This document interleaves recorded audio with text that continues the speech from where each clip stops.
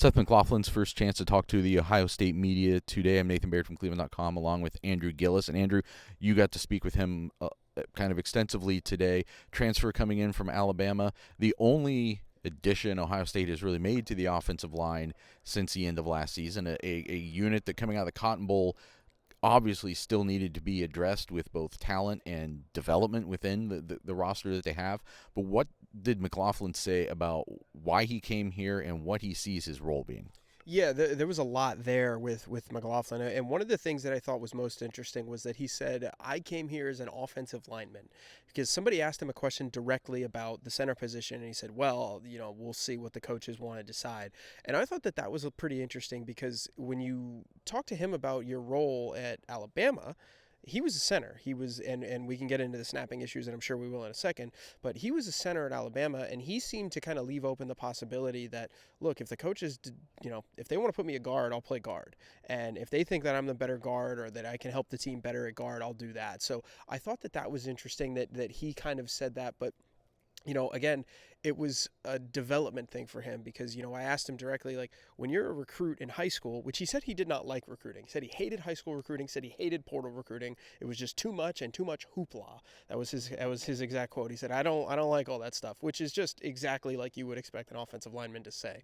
But, one of the things that he talked about was when you're a high school player, it's, hey, I was 260 pounds. I need to talk to the strength and conditioning team and the nutrition team. How are you going to get me up here? With Ohio State, it's, we're playing to be professionals. That's a direct quote. He said, I want to be a professional, and that is his goal. So it's pretty clear that he is coming here because he thinks he can boost his NFL draft stock. Some similar themes that we were hearing today, actually, really up and down the tables for these interviews today. Okay, so you mentioned the snap issues. It was something that he dealt with all of this season, not throughout his career, but definitely throughout this season. Ohio State fans who were watching the playoffs saw him have some of those problems against Michigan in the Rose Bowl semifinal. What did he say about why those issues happened and where things stand right now with that problem? So he was very honest, which I appreciated, and I think that you have to respect that when a guy can come out and, I mean, that was one of the worst moments of his football career, you'd assume, that where the whole country's kind of laughing at him, and here he is answering questions about it, didn't really have a problem with it, and he talked about it and was like, I wish I could tell you, it was one of those things where you snap it thousands and thousands and thousands of times and you think it's going to go straight and it doesn't. And he said that there is a plan, did not get into what that plan is, but he said that there is a plan with Bill O'Brien and Ryan Day and Justin Fry to kind of fix this and get this issue going. But, he mentioned that it was a problem and he said, look, the first thing you got to do in a football play is get the ball to the quarterback. And he didn't do that enough. And that was a problem for him. So I think you look at the snapping issues, and that's something that he wants to fix. That's something he knows he has to fix. And it's been a tough couple of weeks for him. You have to, put yourself in his shoes. You go from the Rose Bowl on January 1st, where the entire country kind of watches you, frankly, melt down in that type of game, and you have a lot of bad snaps and just things don't go your way. And a couple of days later, he's at Ohio State. So he's really trying to put this behind him. He really kind of mentioned that a couple of times. Like, look, I'm a positive person. I'm focusing on what I can do now, and there is a plan. And he kept reiterating the plan. So we're going to have to find out what that is in spring ball. Yeah, I think I would have been, maybe if I'm an Ohio State fan, a little bit more intrigued to hear him come in and say, listen, I'm a center. I'm going to fix that problem. This isn't going to be an issue going forward. To hear him talk about, like, well, maybe I'll end up at guard. And some of that, I guess, is out of his control. It could be just where they want to put him.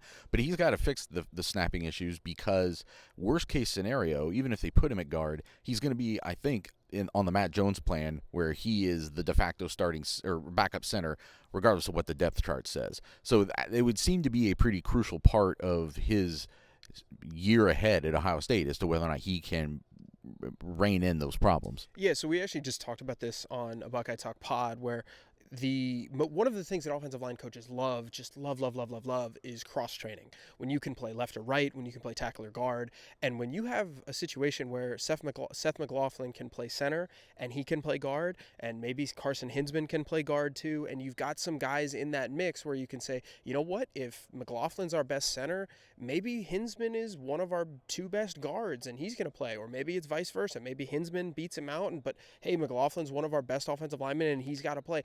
Like, that's what coaches love. So I am curious to see kind of how that mix unfolds. I think he's going to start at center in terms of spring practice. I think that he's probably going to take his reps at center, and we'll see where it goes from there. He said he's repped at guard before at Alabama, played tackle in high school. I don't think he's going to play tackle at Ohio State, but he has done it. And he frankly said, look, all the interior offensive line positions are kind of the same to me, so I have kind of comfortability there. So I think you're feeling good whether he's going to play guard or center. A lot more about that to come as Ohio State builds towards spring practice and then into spring practice. We'll be talking about it all on Buckeye Talk, wherever you can find podcasts. And get the text 614-350-3315. News, updates, analysis every day from cleveland.com.